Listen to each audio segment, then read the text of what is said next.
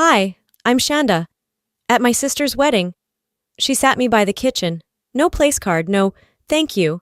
Just the smell of used plates and people talking around me like I wasn't there. I smiled, I stayed quiet. And then, I canceled everything. You ever realize, too late, that the people you've supported the most were just using your silence? I funded her dream day. I wrote the check. I planned the pieces. And they erased me like I was the help. But that wasn't the worst part. The worst part? I wasn't even supposed to be there that early. But I'd learned the hard way that if I didn't double-check things myself, they'd go sideways. The email about bridesmaid dress codes had come a week ago. Pastels only.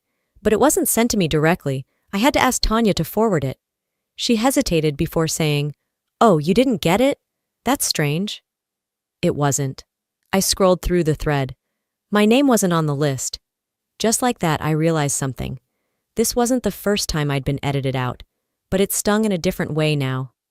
Maybe because this time it was my own sister getting married, and I'd helped her cover the loan that made this whole spectacle possible. The Charleston heat had started to settle when I pulled up to the venue. A fancy, overly restored barn, wood beams, faux rustic chandeliers, and enough florals to choke a greenhouse. I'd paid the balance for the floral upgrade last Thursday. I'd chosen a burgundy chiffon dress, not pastel. I didn't own anything in that shade, didn't feel like going out to buy something just to blend into a color scheme I hadn't even been looped into. The young woman at the front looked me over and asked, "Are you with the kitchen staff?" My mouth didn't move. I just blinked. She held out a laminated vendor access card and gestured toward a side door. I didn't argue. What was I supposed to say? "No, sweetie. I'm the sister of the bride, the invisible one." I entered through the back hallway. A server brushing past offered me a half-hearted smile, then looked away. The floor smelled like garlic and sweat. I followed the floral arch signs, hand-lettered with phrases like "this way to forever," until I found someone who directed me to my seat, or what they called a seat. It was shoved next to a clunky cart stacked with used silver trays. A folding chair with no cushion, no name card, just a folded paper napkin someone had probably used to wipe lipstick off a glass. The swinging kitchen door squeaked on its hinges, smacking the wall every 30 seconds like a metronome of humiliation. I sat down slowly. The chair groaned beneath me. Through the thin opening between the door and the frame, I could see the reception room glowing. Gold chargers, string lights, a custom neon sign that read, "The future is ours." My future, apparently, was in this corner, with the waitstaff. Tanya passed by, eyes darting toward me, then quickly away. She didn't stop. I didn't blame her. It's easier to pretend you didn't see someone than to explain why you didn't help them. No one came to say hi. No one asked if I needed water. Servers stepped around me like I was part of the equipment. I sat there inhaling steam from the kitchen, the smell of hot marinara thick in the air.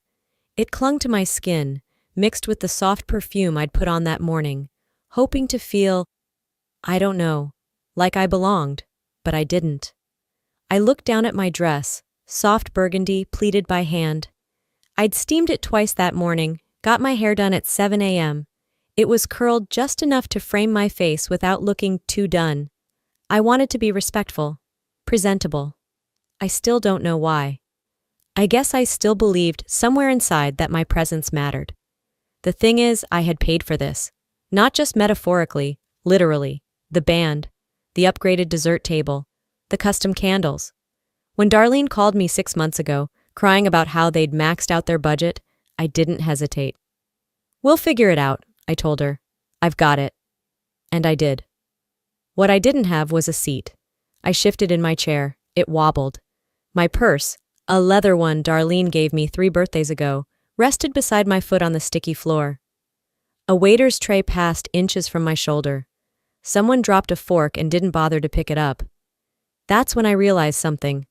This wasn't a mistake. This wasn't someone forgetting to place my name card or update the seating chart. This was deliberate. I could feel it in the way no one made eye contact. The way the playlist changed tempo the moment the mother of the groom was introduced. Leona, in a navy sheath dress with pearls.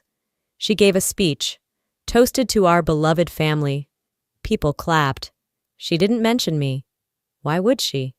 A month ago, I'd overheard her say, Shonda's sweet, but she doesn't understand presentation, not like us. I had paid for that presentation, and now I was the stain they didn't want in the photo. A server passed by again and said, "You okay back here, ma'am?" I nodded. "I'm fine." He smiled like he didn't believe me, then walked off. I watched the golden light pulse from the reception room. The laughter, the champagne flutes raised, the curated joy. And me? I was the ghost behind the kitchen door. I reached into my purse and grabbed a tissue, dabbed the corner of my eye, not because I was crying, but because the heat was making my eyeliner sting. Then I sat straighter, let the moment soak, let the air fill with meaning, and I whispered, "Noted." The clinking of glasses from the reception room faded as the kitchen door swung shut behind another waiter. I sat still, lips pressed together, letting the heat settle into my bones. I'd been here before, just not physically. Emotionally, I'd known this corner. This kind of erasure didn't come all at once. It was small, precise, like a slow deletion. You start with a name off an email, and before long, you're a ghost in your own story. The day before, during the rehearsal dinner, I'd worn navy, classic, simple. I showed up early again because someone had to make sure the wine delivery was signed for. That someone had always been me. I didn't do it for thanks anymore. I did it because it would fall apart if I didn't. Darlene smiled when she saw me. One of those tight, curated expressions meant to look grateful, but rehearsed. "You're amazing, Shan. Seriously." She gave me a half hug before turning to greet Leona, who arrived 15 minutes late and somehow still took center stage. I'd written a short speech for the rehearsal dinner. It wasn't long, just a few words about growing up with Darlene, how she used to make sock puppets and pretend we were co-hosting a talk show, how she'd sing off-key in the car but never stopped performing. I kept it light. Sentimental, sure, but not sappy. When I told her about it 3 weeks ago, she tilted her head and said, maybe let's keep everything tight and aesthetic, you know? We've got a pretty packed timeline." I should have known right then. The very next day, an updated itinerary went out, this time from Leona's personal assistant. No mention of my speech, no slot for it. Not even a line that said TBD. I didn't push, didn't ask. That silence was sharp enough. Royce, her fiancé, didn't even blink when I brought it up, just nodded and said, "It's going to be a beautiful night. Let's not overcomplicate it." Tanya looked like she wanted to say something, but sipped her mimosa instead. I told myself it wasn't a big deal, that they were probably just trying to streamline the evening. But that was the second cut. The first? It might have been when Norma, one of the venue staff, leaned in during setup and whispered, "Leona's finalizing the seating again. She's going for that Napa Valley vibe. You know how she is." And then she rolled her eyes, but it was playful, not malicious, as if I was in on the joke. I wasn't laughing. I used to be part of those conversations. I used to approve layouts, not be sidelined by them. So I logged into the wedding planning spreadsheet that night, just to double-check a few details. Access denied. I tried again, no dice. The document I'd built from scratch, that I updated with every vendor contract, every floral adjustment, every invoice and deposit, was now marked Leona Events Private Access. She'd literally taken my work and rebranded it. My contact list, the one I used to manage band schedules, gluten-free orders, even the damn valet instructions, gone. When I texted about it, Darlene replied, "Oh, sorry, I thought Leona CC'd you. She's streamlining now. Less cooks in the kitchen, huh?" with a winking emoji. I didn't answer. That night, I checked the email thread about the rehearsal dinner location. I had placed the deposit, booked the room, selected the wine pairings, but somehow the final confirmation didn't include me, just Leona and her assistant. And my name wasn't listed on the staff contact sheet either. They'd made new lanyards. Mine wasn't among them. It wasn't oversight anymore. It was extraction. At the dinner, I was seated at the edge of the room, near a window with no view. The air conditioner blew directly on my shoulder. I kept a cardigan folded over my lap, unsure if I wanted warmth or just something to fidget with. Leona took the microphone at dessert. She stood at the center of the room, her voice smooth and crisp, like she was announcing an Oscar winner. This wedding would not have been possible without the support of so many. Truly, we are blessed. She thanked the venue, the photographer, the calligrapher, the DJ. Then she said, "And of course, to the family, Darlene's wonderful friends and our circle who made this a dream." She lifted her glass. People clinked. Darlene beamed. I stared down at my untouched wine. No one mentioned the woman who paid for the 5-tier cake, or the woman who negotiated the dance floor upgrade, or the woman who filled in all the budget gaps while her sister called the shots and someone else cashed the credit. I wasn't forgotten. I'd been deleted, and I finally believed it. They'd cut me out piece by piece, like trimming a photo until I no longer fit the frame. And yet, I was still standing there, quiet, polite, swallowing the silence they handed me like it was dessert. But something shifted when Leona said, "This dream come true." Because it wasn't my dream, and it wasn't theirs either. Not entirely. It was mine. Funded by my sacrifices, executed by my effort, and now paraded without my presence. I looked around the room one last time. Smiles everywhere, curated, polished. I thought, you erased me, so don't flinch when I start disappearing. The next day rolled in with a sky the color of dishwater and the kind of humidity that made even silk feel heavy. I sat alone in the hotel room for a few minutes longer than I should have. I'd dressed, done my makeup, fixed the hem on my dress again. Burgundy, same as yesterday. The one shade that didn't fit their curated pastel palette. I wore it again on purpose. I checked my phone. One new message from Tanya. "Hey, so sorry, Sean. They said only the bridal team can be backstage. Maybe just wait outside?" Bridal team, not family, not sister. Just team, like a cast. And I was no longer on the call sheet. I headed to the venue early again, hoping I'd at least get a moment with Darlene before the ceremony started. She and I hadn't talked since that odd smile she gave me at the rehearsal. Not that she reached out. Not even a, "Thanks again for making all this happen." When I got to the prep room, the door was shut. There was no knock, no greeting, just the muffled sounds of curling irons hissing, someone laughing, and the occasional flash from a camera through the frosted glass. I lingered a moment too long, waiting for someone to notice I was there. No one did. Inside, Leona was mid-touch-up. Her voice rang out, instructing someone about floral placements near the gift table like she was the event director. I turned away without knocking. I'd paid for the cake, the band, and even the monogrammed napkins. But I wasn't welcome inside the room. I should have left then. I didn't. Instead, I wandered the hallway aimlessly for a bit, heels clicking too loudly on the concrete. I passed a staffer who glanced up from his clipboard and motioned toward a different hallway. "You're here for the ceremony, right?" I nodded. He didn't wait for confirmation. "We're tight on space, so they've asked some guests to sit along the side entrance for overflow." Overflow. He led me down a dim side corridor, turned a corner, and pointed at a lone chair next to a stack of used trays.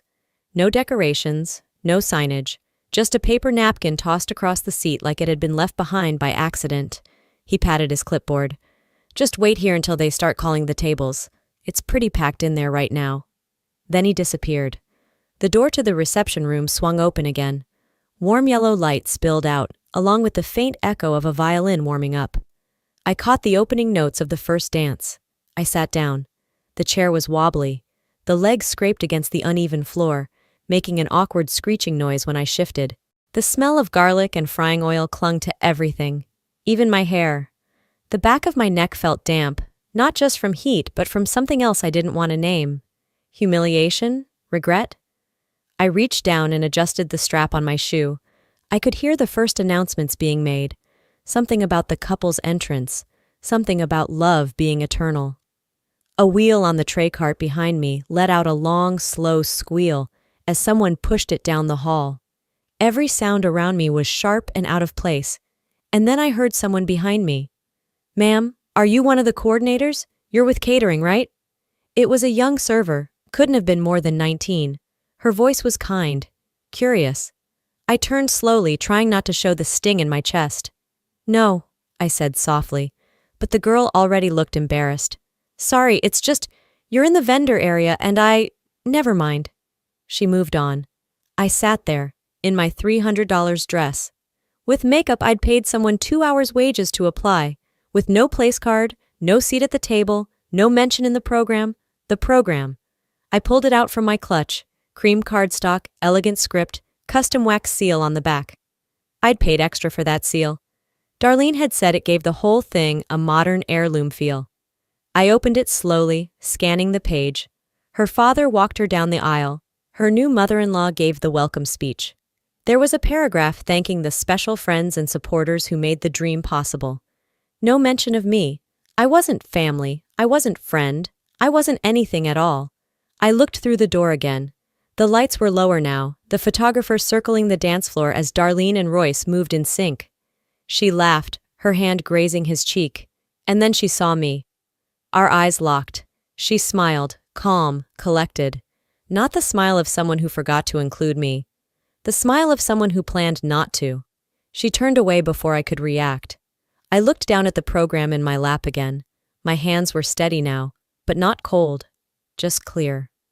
I folded the paper in half, slowly, neatly. Then I folded it again, set it down beside my purse, and whispered to no one. So this is where I stopped clapping. The clapping roared just beyond the kitchen door. I could hear the metal mic screech slightly. Then Royce's voice filled the room like he was emceeing a pageant. He was thanking everyone, his parents, Darlene's parents, Leona. The organizing rock who made this day look and feel like magic, he said. People whooped, cheered. I heard Tanya laugh faintly in the background. Then came Darlene's dad. His voice was warm, folksy. When my little girl said she wanted a fairy tale, we never imagined something this beautiful. A pause. And thanks to the many hands that made this day happen. Many hands. I wasn't one of them. I stayed still in my chair, fingers lightly touching the edge of the program I'd folded earlier. It rested beside me like a discarded napkin, neat, tucked and ignored. Not one name, not one nod, and certainly not mine. I was the one who made the down payment on the venue. I paid for the lighting. I negotiated with the band twice after they tried to increase their rates last minute. I Venmo'd the florist a $3,000 deposit 3 months ago. But tonight I was sitting behind a tray of used forks and a bucket of kitchen towels. I turned on my phone. The glow lit up my lap. I pulled open my inbox and typed in receipt. The search returned dozens of hits.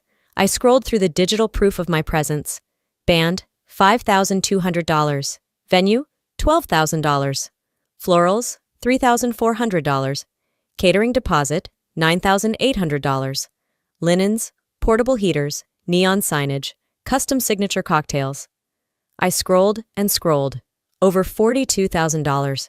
And not one toast in my direction. I remembered Darlene's voice in my head, syrupy and rehearsed.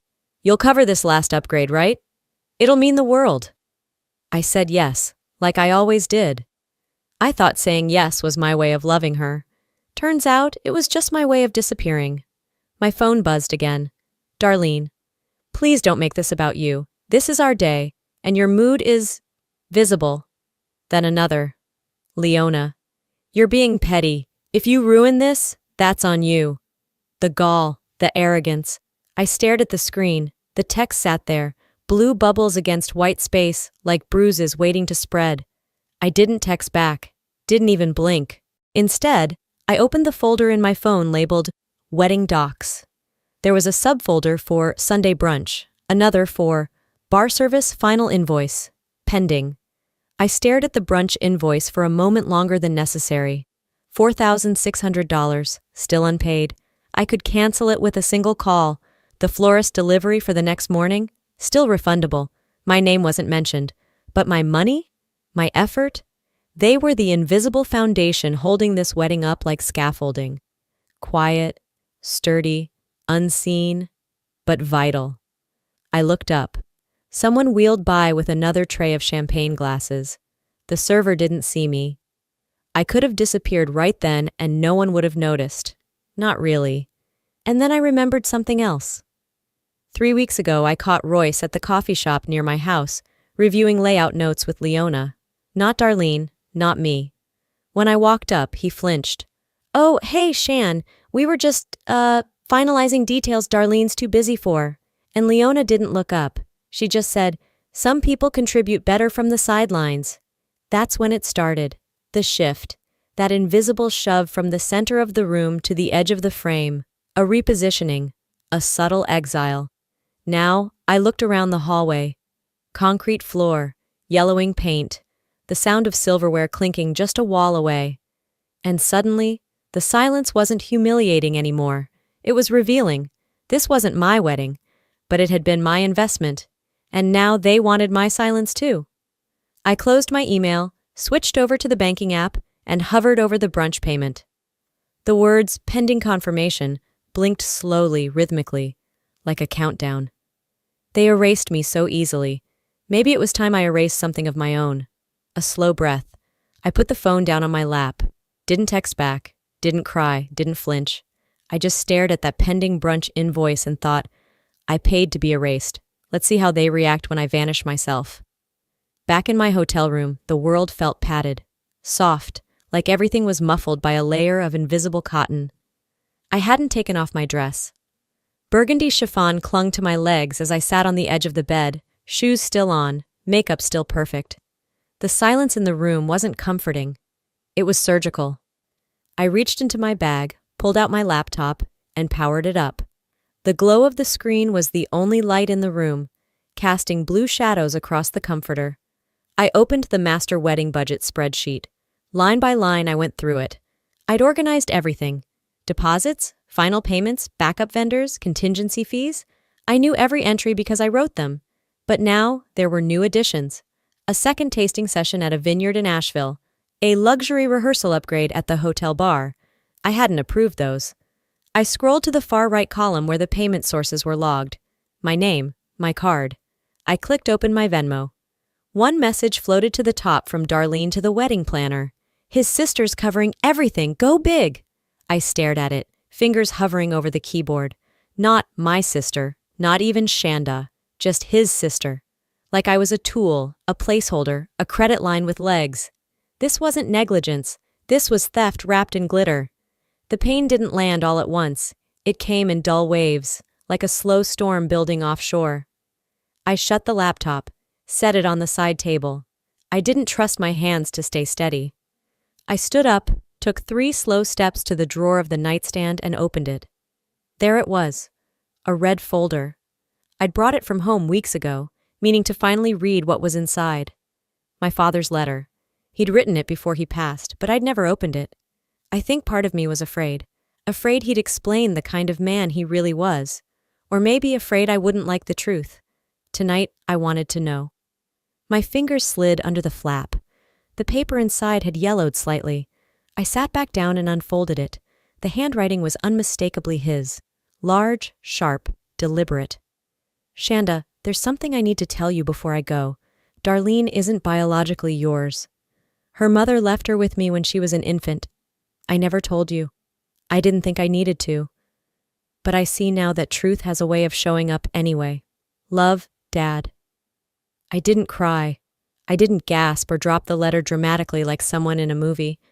I just sat, staring at the ceiling fan, letting the hum fill the gaps between his words. Then I whispered to no one. Then why did I stay? Why did I let them use me? For years. I paid for Darlene's first car. I paid for half her college tuition when Dad's savings ran out. I let her sleep in my bed after her first divorce. I helped her draft the apology letter to her first fiancé. And I always assumed we were blood. Sisters. Even when it didn't feel mutual, I convinced myself that love didn't need to be matched to be real. But now I knew the truth. I wasn't her sister. I was her shadow. I looked at the bedside lamp. Its buzz was loud in the quiet, a mosquito of sound that made it impossible to forget I was alone. I grabbed my phone again, opened Instagram. There it was, the official wedding photo, posted just 20 minutes ago, captioned, "Couldn't have asked for a more beautiful day. Special thanks to our matron of honor, Leona, for making the magic happen." My jaw clenched. Leona, matron of honor? She wasn't even blood. She wasn't a sister. She wasn't there for Darlene in 2009 when she spiraled after the DUI. She wasn't there when Darlene almost lost her job at the design firm for plagiarizing a client's Pinterest board. I was. And now, Leona wore the crown. I was listed nowhere, not even in the background. I thought back to the hours I spent scrolling Etsy, hunting down affordable floral backdrops. I remembered the time I drove to Charlotte in the rain to pick up the personalized signage after the courier failed, and now I wasn't even a footnote. I sat back, let the phone rest on my stomach. This wasn't about revenge anymore. It was about reclamation. My name, my time, my money, my silence. All of it had been handed out freely like confetti. No more. I opened my email, typed 3 short messages, each one colder than the last. I didn't reread them. I didn't need to. Then I opened the wedding brunch invoice again, still unpaid. I stared at it, didn't blink, didn't smile. Just felt the clarity wash over me like a tide coming in slow. I wasn't going to scream. I didn't need to. They'd feel it. When the music stopped, I didn't sleep. Not really. I must have dozed off sometime past midnight, still dressed, still buzzing from everything I refused to say. But by 5:30 a.m., my eyes opened to the thin silver blue of morning light slicing through the blackout curtains. The wedding was over. But the story was just beginning to turn. The silence in my hotel room wasn't hollow anymore. It had edges, purpose. I sat up, reached for my phone on the nightstand, and checked the brunch invoice again. Pending confirmation still blinked. No response from the messages I'd sent the night before. Not even a half-hearted attempt at damage control. I took a long breath and stood. Walked barefoot to the little coffee machine by the window, popped in a pod, let it brew while I scrolled through my contact list. Florist first, then the band, then the bar team. Each call lasted less than a minute. "Hi, this is Shanda Carter. Due to a change in plans, we're canceling today's brunch service. Yes, I understand the policy. Please send confirmation to the email on file. Thank you." No emotion, no explanation, just logistics. The final call ended with a simple, "Noted," and I turned my phone off. Not silent in surrender, silent in power. By the time the coffee cooled enough to sip, I had already checked out online, packed my bag, folded my dress into its garment bag without a second glance. I didn't need to look back at it again.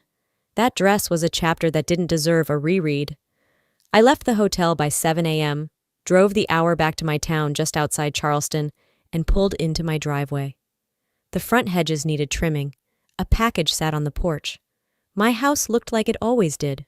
Quiet, normal, mine.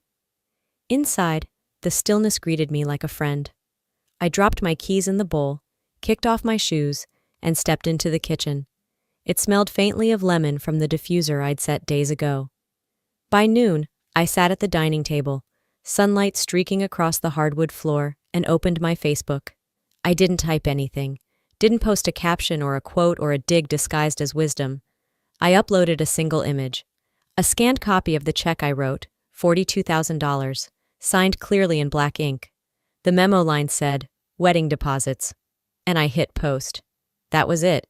By 12:47 p.m., there were already 18 comments.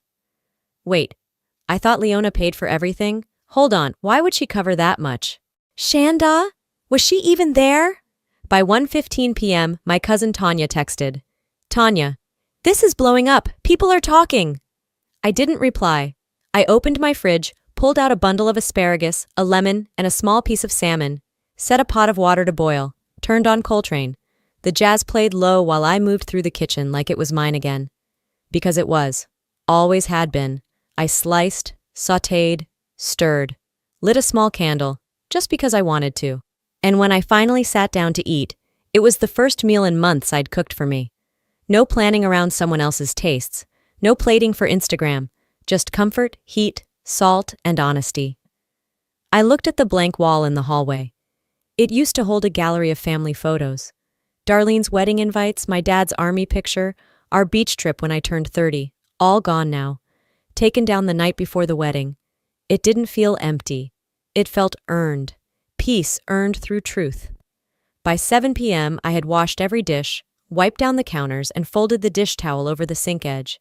Then, just as I reached to turn off the light, the doorbell rang. I froze. One long chime. I didn't move. Let it ring again. And again. I could see the shadow behind the frosted glass. Someone shifting, uncertain, waiting. I stepped back, leaned against the counter, and let the silence expand. Let them sit in their discomfort the way I sat in mine. The doorbell rang one last time. I didn't answer. I didn't move. Not when the doorbell rang a third time. Not when the knocking followed, short and sharp, like a warning tap before a storm. I stayed right where I was, one hand on the countertop, the other curled into the fabric of my sweater. But I knew that knock, not in the sound, but in the rhythm. It was Darlene. I walked to the front door and pulled it open before she could hit the bell again. There she stood, dressed like the wedding hadn't ended, hair perfect, lips tight, heels too high for Sunday. Royce was 2 steps behind her, expression unreadable. And to her right, Leona, cool as ever, draped in cream silk and a stare that could burn holes through granite. None of them said hi. Darlene stepped forward first, voice tight. "Why would you do that? Post the check like that? You embarrassed everyone." I leaned against the doorframe, arms crossed. "Did I?" "You made us look like users," she said, eyes flashing. "Like we just took everything and shoved you aside." Leona scoffed from behind. "You humiliated your own family, Shanda. For what? Attention?" I let the silence ride out for a moment. Then I looked Darlene straight in the eye and said evenly, "I'm not your family. You made that clear yesterday." That hit. Darlene blinked. Her mouth opened, but no words came. I stepped aside from the door, not to let them in, but to walk over to the hallway shelf. I reached into the drawer and pulled out the red folder I'd brought back with me from the hotel. It was already creased from being handled so many times the night before. I opened it, pulled out the letter, and held it toward her. She hesitated, took it. Her hands trembled as she read. She read it once, then again, slower. Her mouth twitched when she reached the last line. Our father's words, written in blue ink years ago. "Darlene isn't biologically yours. Her mother left her with me. I never told you." Royce looked from her to me. "You knew?" "I knew before I paid for your lies," I said. "But I needed one of you to say it, out loud." Leona said nothing. She just watched me, chin high, breath shallow. Darlene's voice cracked. "I didn't know how to tell you." "You didn't want to," I replied, not bitter, just done. "You wanted what I could give, not who I was." Her shoulders dropped. I saw it. The weight, the collapse, the realization that I hadn't come to beg for an apology. I had come to deliver the truth. Royce looked ready to play mediator. "You're still her sister in every way that counts." I shook my head. Then she should have treated me like one. I turned toward the door, opened it wide this time. I was the kitchen help, remember? Consider this the end of my shift. No one moved.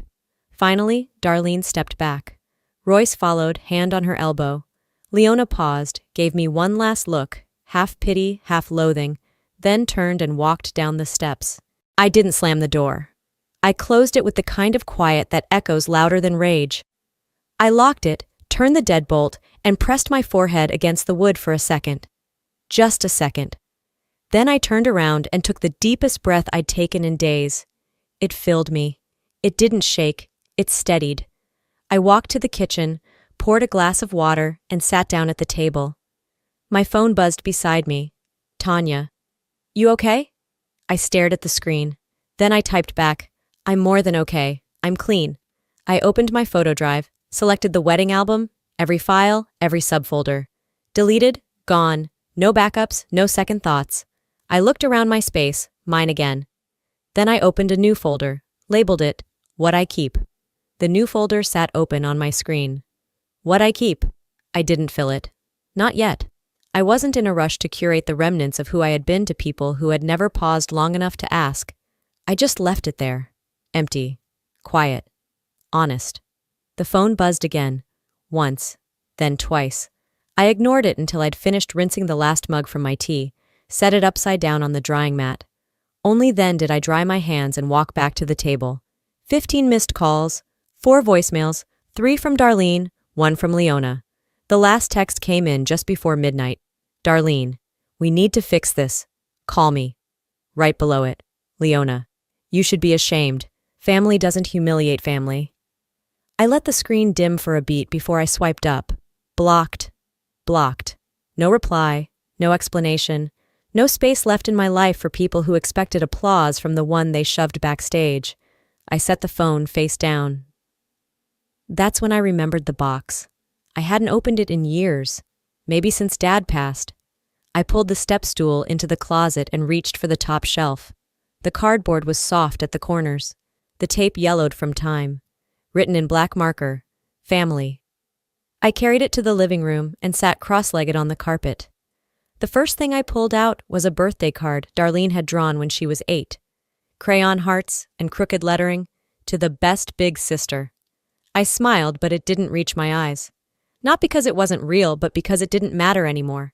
That girl, that version of her, hadn't shown up in a long time. Next came the Polaroids, snowball fights, Halloween costumes, a blurry Thanksgiving dinner where everyone laughed except me. I sorted slowly. Donate, trash, keep. Only one photo made it to the final pile. Me, alone on a swing set, maybe 6 or 7, mid-laugh, legs kicked out toward the sky. I got up, walked it to the kitchen, and slid a magnet over the corner, right above the stove. I stared at it for a long time. That girl hadn't needed anyone to clap. She was laughing anyway. I lit a small candle on the table and pulled out a blank sheet of paper. Not a journal, not a post, just something for me. I wrote, I gave, I built, I supported, and I was never seen. Now I see me. I choose me. I folded it in half, placed it under the candle like a quiet altar. The silence wrapped around me, not cold this time, not isolating, just full, complete, peaceful. I sat there for a while, the soft flicker dancing against the walls. The shadows weren't ghosts. They were mine, and they moved when I moved. The phone buzzed once more. Tanya again. You good? I smiled softly, typed back. I'm more than okay. I'm clean.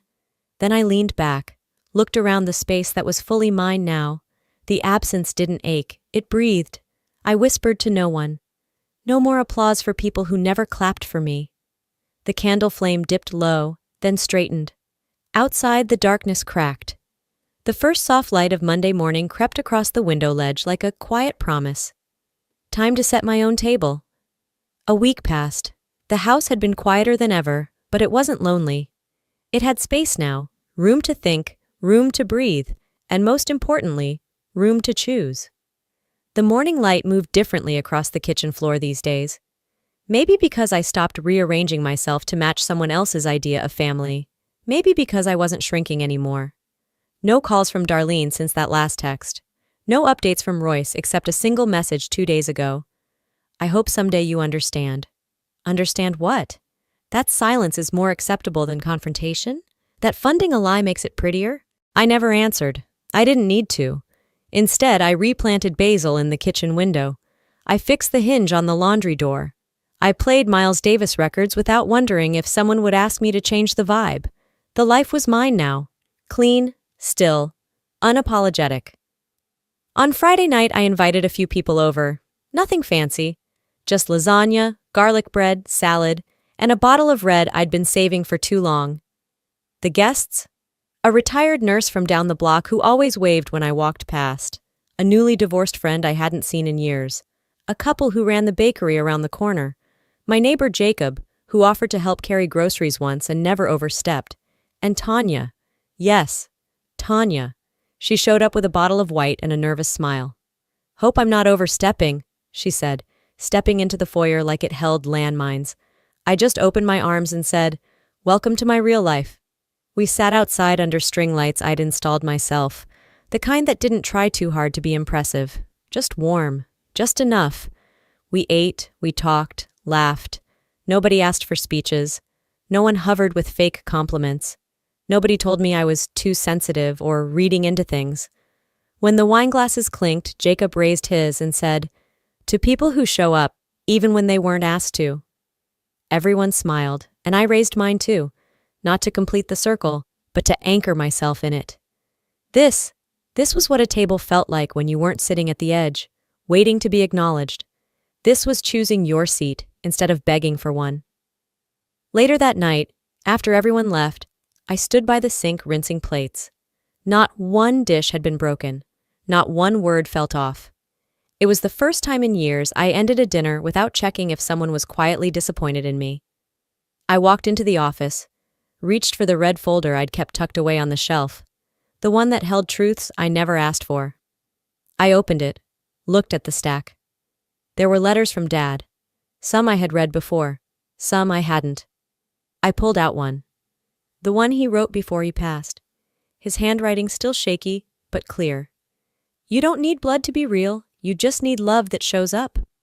I read it twice, then slid it into a new folder labeled New Start. The rest I shredded, one by one, not because they didn't matter once, but because they no longer controlled the narrative. I sat at my desk for a moment, then picked up a pen and wrote a note to myself on clean paper. I stayed, I survived, I begin again. I folded it, slipped it into the folder. I didn't need their stories anymore. I was writing mine. Outside, the night air was warm. The porch called to me, so I stepped out with a mug of chamomile in hand and wrapped my robe tighter. There was no noise, no chaos, no spotlight I hadn't asked for. Just the wind, the faint sound of crickets, and the hum of a life not curated for anyone else. I sipped my tea, looked out into the street and smiled. Not the smile I gave when I was hiding pain, but the kind that came when you stopped pretending you didn't matter. I used to wait for a seat at their table. Now I'd built my own. They say family is where you're supposed to feel safest. But sometimes, the deepest cuts come from the people you once trusted with everything. Looking back now, I don't regret the silence I kept. I regret how long I kept it. I thought love meant sacrificing without being seen. I thought being the strong one meant enduring disrespect with a smile. But here's what I know now. Silence is not strength if it costs you your dignity. Forgiveness doesn't mean staying where you're not valued. And family, real family, is built on truth, not blood or convenience. If you're watching this and you've ever felt invisible in your own story, please hear me. You don't need anyone's permission to walk away from harm. You are allowed to start over, to draw a line, to rebuild something just for you. Now I'd love to hear from you. Have you ever been in a moment where walking away was the strongest thing you could do? Do you believe silence can be powerful? Or do you think it sometimes hides too much pain? Let me know in the comments. Drop a 1 if this story hit home for you. Or tell me where you're watching from. I read every single one, and if you didn't connect with this story, I still want to know why. Share your thoughts. Your voice matters here. If this video made you feel seen, if it touched something real in you, then hit that subscribe button and join this growing space for stories that heal, empower, and spark change.